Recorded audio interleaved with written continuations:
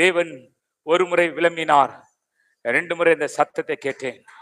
அந்த சத்தம் சொன்னது, வல்லமை தேவனுடையது. Power belongs to God. The power belongs to God. Not by might, not by power, but by my spirit. என்னுடைய ஆவினாலேயே, ஆவினாலே இல்லங்கம்மா, ஆவினாலேயே. பரிசுத்த ஆவியின வேலை செய்யலனா ஒண்ணுமே கிடையாது. நாம் பாடினாலும் துதித்தாலும் ஆடினாலும் கொடுத்தாலும் நாம் ஊழியம் செய்தாலும் எதை நம்ம செஞ்சாலும் சரி, do that for his glory.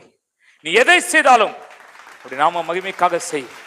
ஒரு நாள் ஒன்று வரும் உன் வாழ்க்கையில, ராஜாவின் அழைப்பை உன் காதுகள் கேட்கும் நாட்கள் வரும். உன் சிறையிருப்பின் நாட்கள் மாறும். ராஜா அழைக்கிறார். உன் வஸ்திரம் மாறும். முகசவரம் செய்யப்பட்டு மாறி நின்றான். சிறைச்சாலையின் அனுபவம் மாறினது. ரத்தல் மர சந்தரமா. God is going to change your history. He's a history maker. எப்பவுமே கைதியாவே இருந்துட்டு கைதியாவே சாகணும் இல்ல, விடுதலை இல்லாமல் சாக முடியாது அல்ல. விடுவிக்கும் வீரர் நீர், என்னை மகிழ்விக்கும் மன்னர் நீர், என்னை ஆளும் அன்பர் நீர், என்னை தேற்றும் தேவன் நீர்.